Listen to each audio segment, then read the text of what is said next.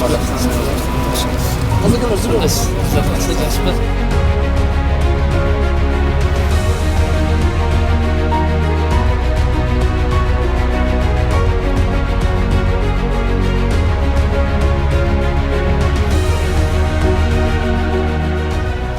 eli kılımdardan beri İslam dininin asıl barulukların uluttuk kaada saltları menен aykalıştırıp жашап келген. İslam bizdin ruhani dünyamızды bayıtıp, adep ahlakты bekemdep, eldin birimligin saktooga hizmat kılıp keledi. Bismillahirrahmanirrahim. لا يستوي أصحاب النار وأصحاب الجنة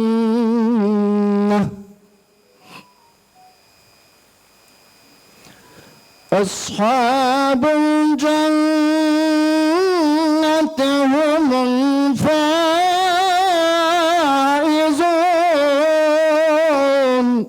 Жараткан Кудайым, өтүп кеткен маркумдарыбызды өзүңдүн рахматына, мээримиңе ырайымыңа бөлөгүн, алардын күнөөлөрүн кечиргин, барып жайгашкан кабырлардын бейиш түрлөрүнөн бир төр, Фирдаус жаннат бакчаларынан бир бакча болуп берген. Амин. Өзүбүздүн кубанычы болгон үй бүлө бала чакабыз менен, эл журтубуз менен, неберелер менен аман болобу. At-tayyibin at-tahirin. Alhamdulillahi rabbil alamin. Allahu akbar. Барыңыздарды нарын жергесинде өткөрүлүп жаткан диним Ислам өлкөм Кыргызстан аттуу көчмө жыйынын ачылышы менен чын диlimden куттуктаймын.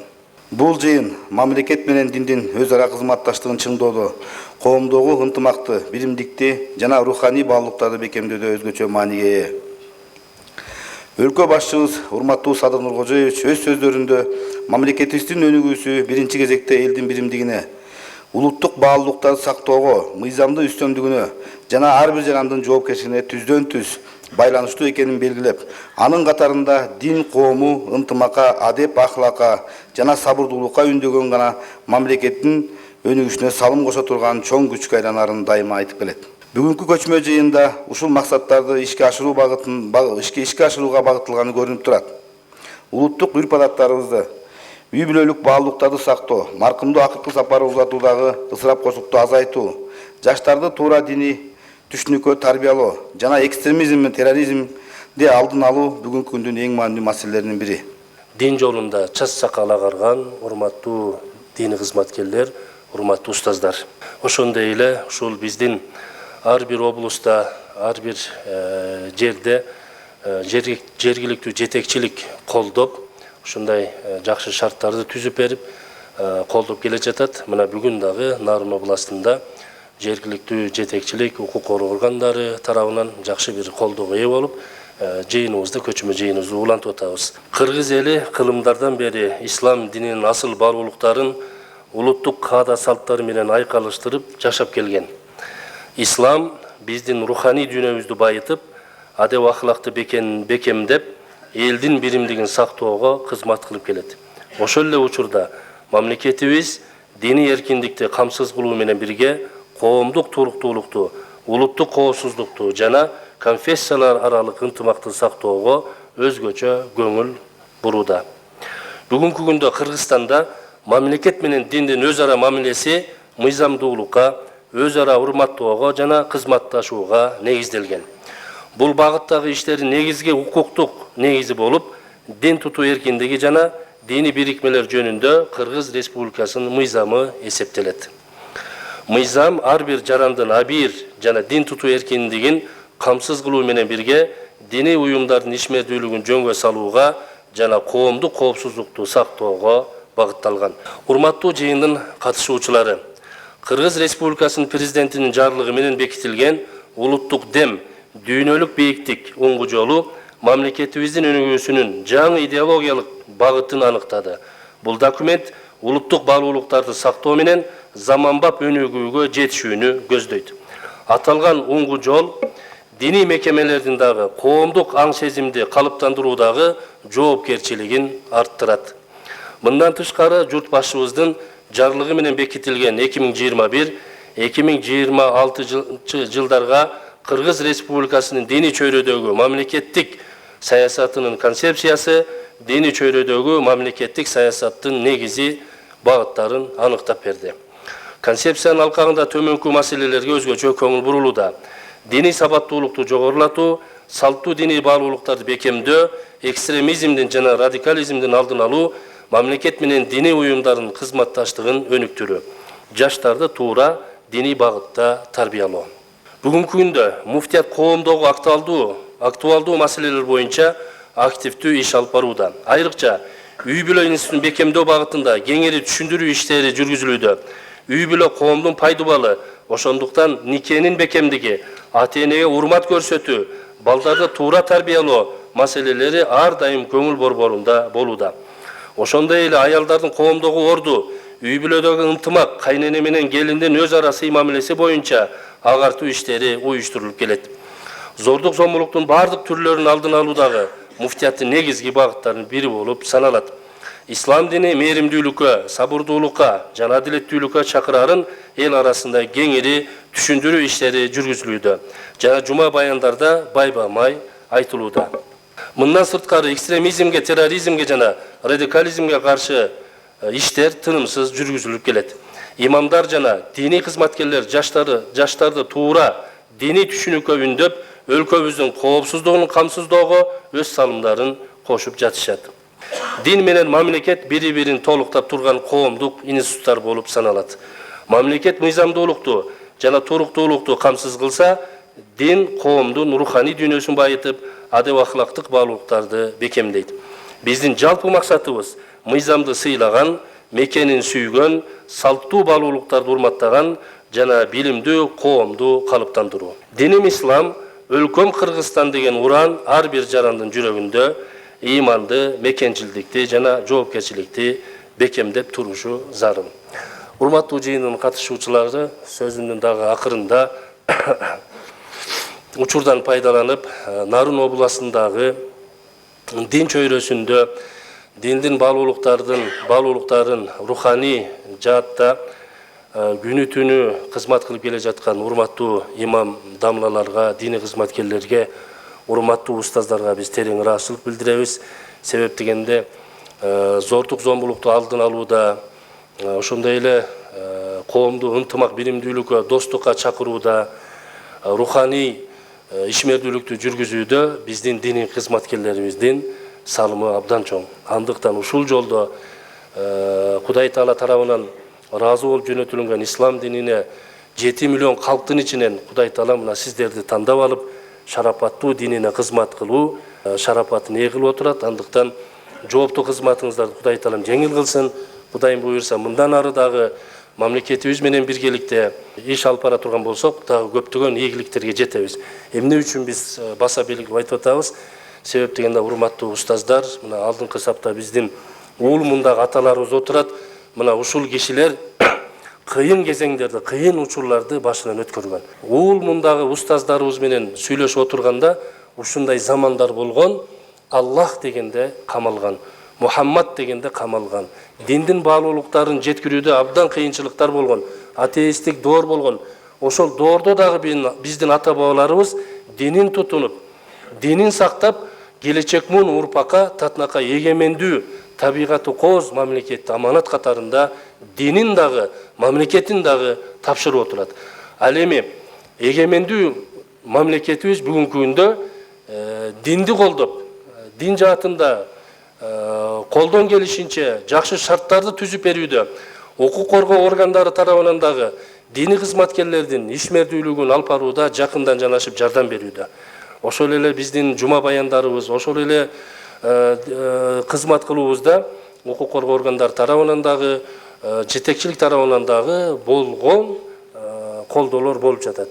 Биз бүгүн эч кандай кызмат кылууда бир шылтообуз жок. Андыктан күнү түнү ушул мамлекетибиздин амандыгы үчүн, коопсуздугу үчүн, динибиздин сакталып калышы үчүн, келечек урпактарыбыздын ыйманда, исламда бекем болушу үчүн урматтуу дини кызматкерлер, Кудай Таалам сиздерге күч кубат берсин. Көзүңөрдүн кубанычы болгон үй бүлө бала чака менен аман болуңуздар. Жараткандан дайыма суранабыз. биздин мамлекетибизде Кудайым ушундай табигат кыргыздарынан мына өзгөчө жакындан бери зилзала маселеси, жер титирөө маселеси интернет булактарында кайра эскертүүлөр келип атат. Кудай таалам биздин коомду, мамлекетибизди ушундай көзгө көрүнгөн, көрүнбөгөн асмандан жерден келүүчү балелерден, кырсыктардан, зилзалалардан Кудайым бизди сактасын. Баардыгыңыздарга терең ыраазычылык билдиребиз. Ассаламу алейкум ва рахматуллахи ва баракатух. Бүгүн биз Кыргызстан мусулмандарынын дин башкармалыгы менен биргеликте уюштурулуп жаткан диним ислам, өлкөм Кыргызстан жана мамлекет менен диндин өз ара гармониясы, муфтият кече, бүгүн жана эртең аттуу өтө маанилүү көчмө жыйында турабыз. Биздин агенттиктин жана мамлекеттин негизги максаты өлкөдөгү диний кырдаалды туруктуу кармоо, улуттар аралык жана конфессиялар аралык ынтымакты бекемдөө, дин менен мамлекеттин ортосундагы кызматташтыкты өнүктүрүү болуп саналат. Бүгүнкү жыйын жөн жерден өткөн жок. Бул биздин алдыбызда турган улуттук деңгээлдеги зор милдеттерди ишке ашыруунун аянтчасы. Биз президентибиздин жарлыктары менен биргеликте 3 негизги багытты нарын жергесинде толук кандуу турмушка ашыруубуз зарыл. Биринчиден, улуттук дем, дүйнөлүк бийиктик оңгу жолу. Бул концепция биздин улуттук өзгөчөлүгүбүздү, маданиятыбызды жана руханий баалуулуктарыбызды сактоону талап кылат. Нарын кыргыздын каада салтынын уюткусу сакталган аймак. Салт менен диндин айкалышы коомубуздун тиреги болушу шарт.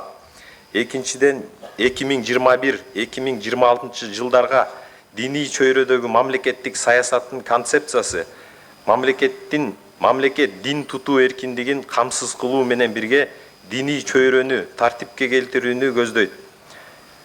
Бул багытта радикализмдин, экстремизмдин жана ар кандай зордук зомбулуктун алдын алуу боюнча түшүндүрүү иштерин сиздер жергиликтүү имамдар жана дин кызматкерлери өзгөчө жаштар арасында күчөтүшүңүздөр зарыл деп эсептеймин. Үчүнчүдөн, үй бүлөлүк салтанаттарды маркумду эскерүү үрп адаттарын тартипке келтирүү жарлыгы бул Нарын облусу үчүн эң актуалдуу маселелердин бири. Ашыкча мактануу, куру намыс жана ысырапкорчулук көптөгөн үй бүлөлөрдү карызга батырып жатканы жашыруун эмес. Ислам дини да ысырапка каршы. Сиздердин ар бир сөзүңүздөр коомдогу туруктуулукка, мыйзамдуулукка жана ынтымакка кызмат кылышы керек.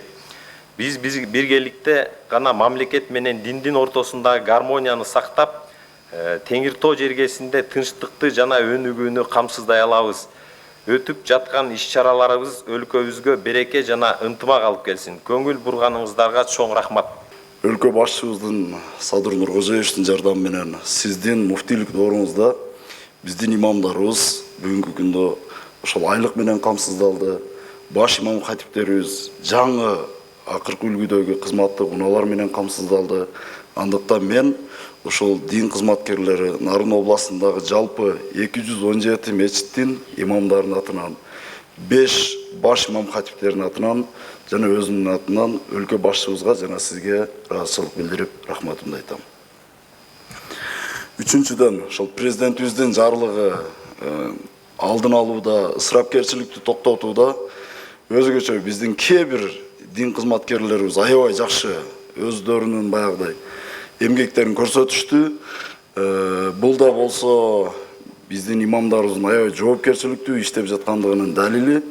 Кээ бирлери мисалы Актала районунда, Кошко районунда ушул ысырапкерчиликти алдын алууда элдин башын бириктирип, бир тартипке, бир нукка түшкөндүгүн биз жыйын учурларында район шаардарды кыдырып жүргөн мезгилде аныкталды, ачыкталды. Өзгөчө айта турган болсом, Кошко районунун баш имам хатиби өзүнүн чоң энеси каза болгон мезгилде ошого кеткен бодомалга кеткен чыгымды ушул ысырапкерчиликсиз маарекени өткөрүп, анын акчасын кайрымдуулукка жумшагандыгы жалпы кыргыз элине ачыкталды. Бул боюнча гезиттерге да жарыяланды. Андыктан мен өзүм ушул ысырапкерчиликти президентибиздин жарлыгын колго алып аткан ошо чын дили менен түн күн дебей чарчабастан кызмат кылып аткан мына дин кызматкерлер, имамдарыбызга өзгөчө ошол салым кошуп аткандарга ыраазычылыгымды билдирип, рахматымды айтам. Сөзүм аягында ошол биздин жыйыныбызды уюштуруп берген обул администрация жетекчилигине, ошондой эле өзгөчө Жолдош Мукамбетовичке өзгөчө ыраазычылыгымды билдирип, рахмат айтам. Дагы бир жолу Алла разы болсун баарыңыздардан. Рахмат.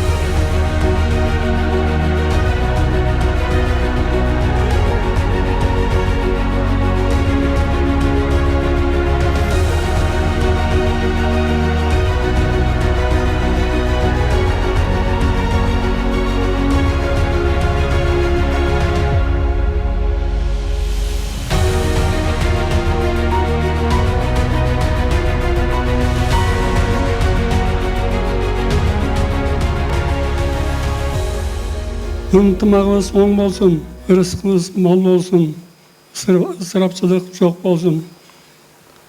Жаратқан Аллам, елімізде намыс болсын, ел басшыларымыз қалыс болсын, жамандықтан жақсылыққа өнігі болсын, жалпы мемлекетімізде өнігі болсын. Жаратқан Аллам, аламда ислам динин тұтқан қырғыз мемлекеті бар болсын. Аллахымаға жар болсын. Жаратқан Аллам, ушул жерде алақан жайып тұрған пенделерге ұзын өмір бер, чың денсаулық беріп, ислам динин өнүгүшүнө ушуларды себепчи кыл. Амин. Аллаху акбар. Аллах акбар.